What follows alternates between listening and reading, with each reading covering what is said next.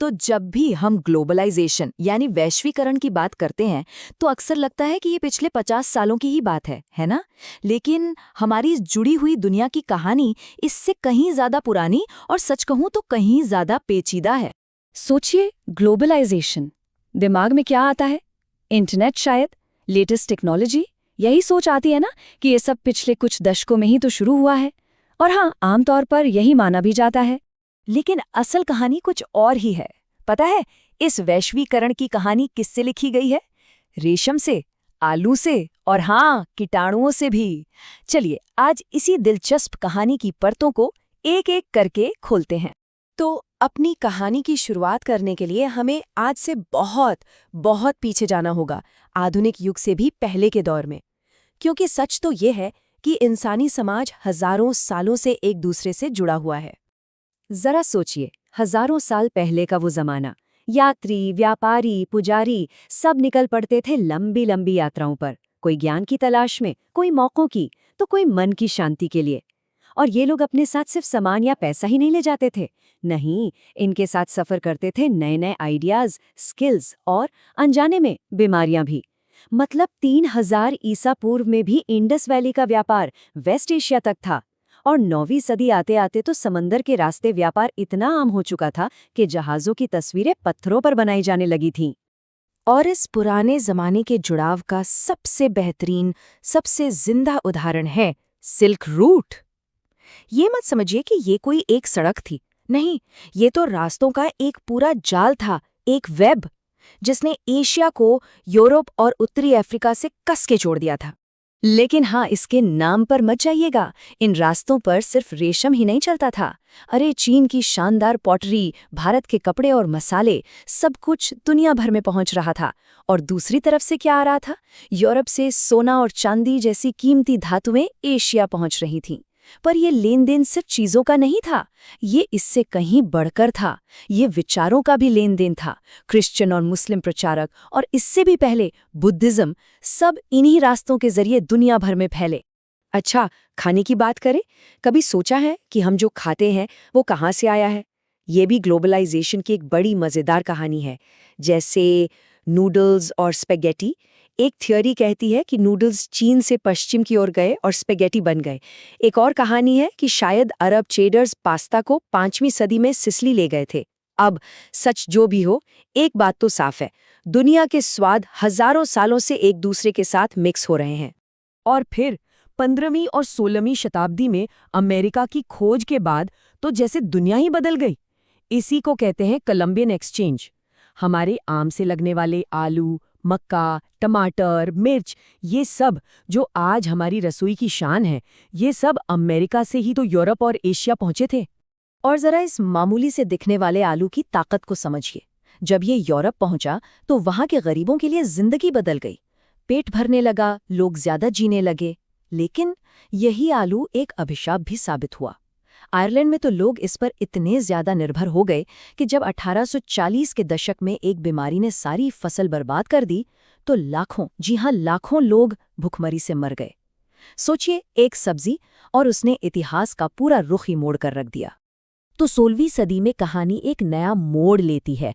Europe के जहाजों ने समंदर के रास्ते खोल दिए और दुनिया को पहले से कई ज्यादा तेजी से जोड़ना शुरू कर दिया। ये वो दौर था जब जीत, बीमारी और व्यापार, इन तीनों ने मिलकर दुनिया को सचमुच छोटा बना दिया था। देखिए, जब स्पेन के हमलावर अमेरिका पहुंचे तो उनके पास एक सीक्रेट वेपन था, एक गुप्त हथियार।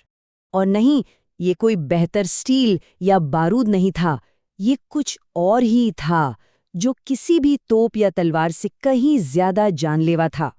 वो हथियार था चेचक, स्मॉल पॉक्स के कीटाणु।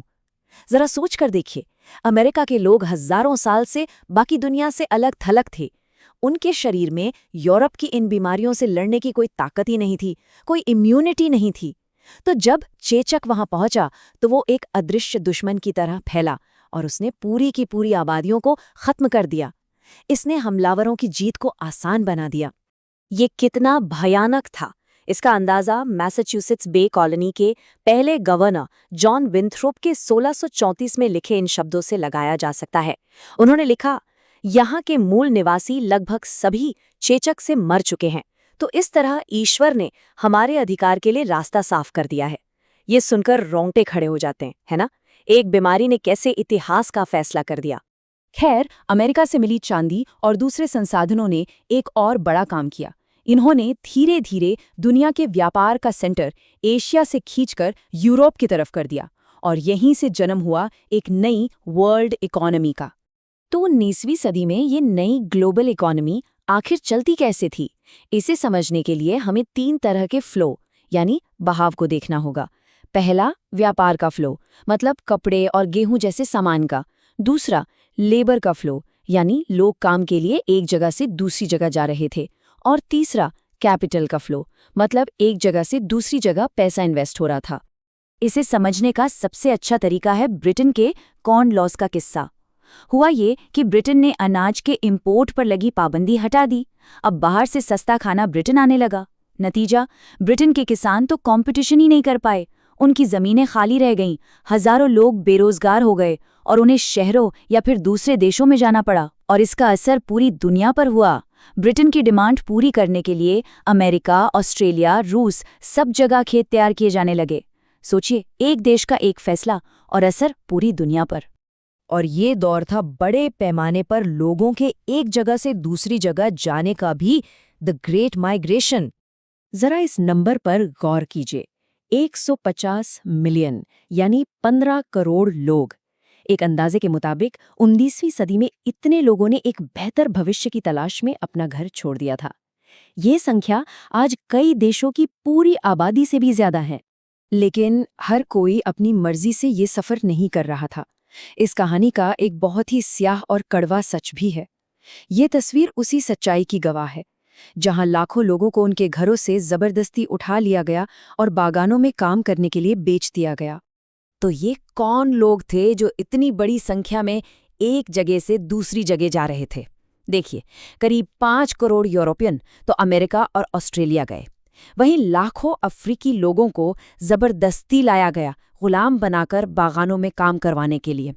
और हजारों की संख्या में भारत और चीन से मजदूर दुनिया भर की खदानों और बागानों में काम करने के लिए ले जाए गए।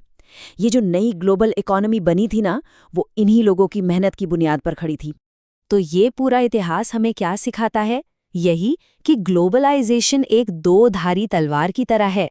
ये हमें जोड़ता है, नए मौके बनाता है, लेकिन इसी के साथ ये गैर बराबरी और शोषण की वजह भी बन सकता है। तो आज भी सबसे बड़ा सवाल यही है, ग्लोबलाइजेशन हमें जोड़ता तो है, पर आखिर किसकी शर्तों पर?